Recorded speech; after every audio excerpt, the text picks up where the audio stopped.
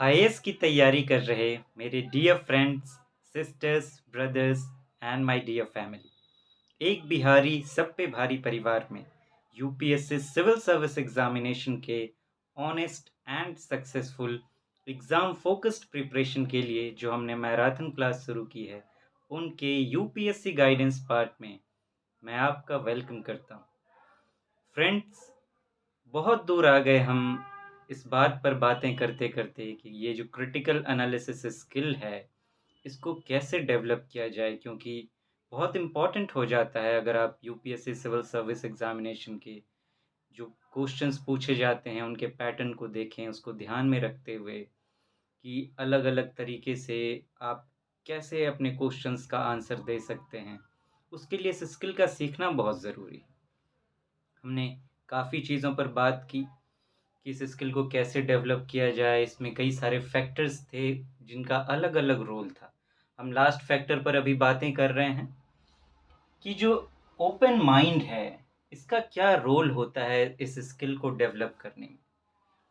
ये last factor है इसका फ्रेंड्स। उसके बाद हम बात करना शुरू करेंगे टूल्स ऑफ ये जो क्रिटिकल एनालिसिस स्किल होता है, इसका जब आप यूटिलाइजेशन करेंगे प्रैक्टिकली एग्ज़ाम में अपने क्वेश्चंस को लेकर, कैसे आप उनके आंसर्स देंगे, तो उनके लिए क्या-क्या टूल्स की ज़रूरत पड़ेगी, उन पर भी हम बातें करेंगे। आइए फ्रेंड्स, अब इस ओपन माइंड के बात को आज हम लोग संपन्न करने की कोशिश करेंगे। आज की बातें हम कुछ शॉर्ट स्टोरीज़ के माध्यम से करेंगे, जो कि रियल बेस्ड होंगी, एक्सपीरियंस बेस्ड होंगी। मुझे याद है फ्रेंड्स कि क्लासेस में मैं देखा करता था कि एक ज्योग्राफी के सर पढ़ाने आया करते थे। तो अब होता क्या था कि वो ऑप्शनल की क्लास हुआ करती थी। अब एक स्टूडेंट ने ऑप्शनल की क्लास कहीं से ले रखी थी। तो जब भी वो पढ़ाते थे तो उस वो स्टूडेंट क्या करता था कि उसने जहाँ से भी वो पढ़ के आया हुआ होता था, उसने कॉपी अपने सामने रखी होती थी और जो टॉपिक वो पढ़ाते थे सर बोर्ड पर, वो उसको खोल-खोल के देखता था और बात-बात में उनको काट बीच में टोक देता था कि सर आप यहाँ पे ये गड़बड़ कर रहे हैं, यहाँ पे ये ठीक नहीं, यहाँ पे तो ऐसा ही होगा, यहाँ तो वैसे होगा। मीन्स वो उनको जज करने की बार-बार कोशिश करता था और अपनी धाक जमाने की, कि क्लासेस में सब सोचें कि अरे ये तो पहले से कितना जानता है देखो। तो एक तो ये मैंने आपको बताया फ्रेंड्स। एक और बात है, अब अक्सर होता क्या है कि मान लीजिए कि आप एक एज है आपकी, तो होता क्या है कि जब हमसे छोटी उम्र के लोग अगर कोई बड़ी ज्ञान की बात कह जाते हैं या हो सकता है उनके पास ज़्यादा नॉलेज किसी वजह से आ गया हो, तो इस बात को जो है एज फैक्टर बर्दाश्त नहीं कर पाते। हमारे लिए मुश्किल हो जाता है उस इंसान को गुरु के रूप में स्वीकार करना। हम क्या सोचते हैं, अरे! ये हमको सिखाएगा, ये तो हमसे छोटी उम्र का है, ये क्या जानता होगा? या फिर हम दिमाग में पहले से ही बना के रखते हैं कि जिनके पास बहुत ज्ञान हो, उसका उम्र बहुत होना बहुत ज़रूरी है। उम्र से हम ज्ञान को तौलने लगते हैं, चाहे वो बड़ा हो कोई, चाहे छोटा हो। तो ये 2 तरह की चीज़ें आप देखेंगे। एक और चीज़ है, अब मान लीजिए ये तो मैंने बात की कि जब आप क्लासेस में जा रहे हैं, वहाँ पे इस तरह का एक माहौल आपको मिलता है, तो कुछ स्टूडेंट्स इस तरीके से करते हैं। एक होता है सेल्फ स्टडी की बात। सेल्फ स्टडी करते समय क्या होता है कई बार कि मान लीजिए स्टूडेंट ने एक बार किसी टॉपिक को पढ़ लिया। अब जब वो दूसरी बार पढ़ रहा होता है या रिवीजन कर रहा होता है, तो जैसे ही उस टॉपिक को खोलता है, वो दिखता है उसको, तो दिमाग में क्या क्लिक करता है कि अरे ये टॉपिक तो मेरा पढ़ा हुआ है, मैं तो इसको जानता हूँ, इसको पढ़ने की क्या ज़रूरत है। तो ये फैक्टर जहाँ दिमाग में आता है कि मैं इसको जानता हूँ, तो फिर होना क्या शुरू हो जाता है, अब या तो वो उस टॉपिक को बहुत स्पीड में पढ़ जाएगा या फिर पढ़ते समय उतना अवेयरनेस, उतना कंसंट्रेशन उसका बना नहीं रहेगा और चीज़ें जो हैं वो बिगड़ जाती हैं। अब मेरा सवाल आपसे यहाँ पे ये है कि मैंने 3 तरह के स्टूडेंट की चर्चा आपसे की। ज़्यादातर स्टूडेंट इस कैटेगरी में आते हैं। मेरा सवाल आपसे ये है कि इन तीनों में से क्या कोई भी स्टूडेंट ऐसा है, जो आपको लगता है कि सच्चा ज्ञान प्राप्त कर पाएगा?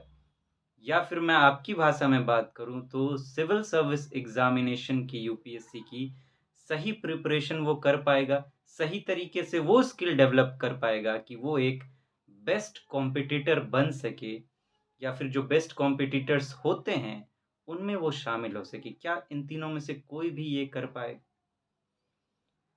आप खुद ही अगर यहाँ से पूछेंगे तो आपको आपका जवाब मिल जाएगा। और फिर अगर ऐसा है तो फ्रेंड्स, अब मैं आपसे कहना चाहूँगा ये जो तीनों हैं, ये तीनों के तीनों बंद दिमाग की निशानी है। खुला दिमाग ये चीज़ें नहीं करता। वो कितना भी क्यों ना जानता हो, क्लास में है तो वो आराम से सुनेगा, भले वो जानता है उस चीज़ को या नहीं जानता, कोई फ़र्क नहीं पड़ता। भले वो एक्सपर्ट ही क्यों ना है, फिर भी वो ध्यान से उसको सुनेगा कि कहीं कुछ न कुछ नई कुछ चीज़ें सीखने को मिल जाए या फिर जो मैंने पढ़ रखा है, उसका एक नई तरीके से रिविज़न हो जाए। वो कभी भी अवहेलना नहीं करेगा चीज़ों की, चाहे वो सेल्फ स्टडी ही क्यों ना कर रहा हो। तो क्या हुआ कि अगर मैंने एक बार पढ़ रखा है तो चीज़ें और गहरी हो जाएँगी। और एक बार में आजकल क्या होता है, चीज़ें तो आसानी से ची लोग भूल जाते हैं। एक बार में अगर चीज़ें याद रखनी है, उसके लिए जिस स्किल से पढ़ने की ज़रूरत होती है, वो भी एक बहुत गहराई की माँग करता है कि आप उसको स्टोरीज़ के फ़ॉर्म में कुछ गढ़कर याद रखें, जैसे हम फ़िल्में देखते हैं। तो वहाँ भी दिमाग जो है, वहाँ पर भी हथियार डाल देता है। ओह! इतनी मेहनत कौन करेगा? तो चीज़ें जो हैं फिर आपको तैयार नहीं होने देती। तो अगर इनमें से कोई भी समस्या आपके साथ है फ्रेंड्स, तो मैं रिक्वेस्ट करूँगा आपसे कि please, please, please, please, please आप अपने इस चट्टान को तोड़ें। ये जो आपका सुंदर अंदर में जो भी आपके अंदर सुंदरता छुपी हुई है, एक अच्छा इंसान बनने की या एक अच्छा competitor UPSC civil service examination बनने की जो मूरत छुपी हुई है, उसके अंदर कुछ परतें चढ़ गई हैं।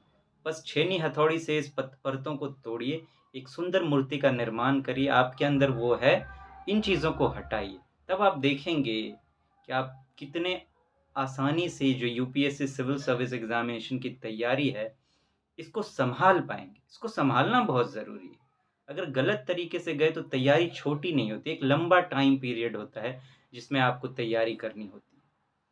तो पेशेंस होना बहुत ज़रूरी है, विश्वास होना बहुत ज़रूरी है और जब तक आप सही तरीके से नहीं जाएँगे, खुद पर विश्वास नहीं रख पाएँगे और वो धैर्य भी बनाकर नहीं रख पाएँगे और चीज़ें जल्दी-जल्दी में गड़बड़ हो जाएगी सब कुछ और एग्ज़ाम में कोई फ़ायदा नहीं होगा, फिर क्वेश्चन्स ही सॉल्व नहीं हो पाएँगे।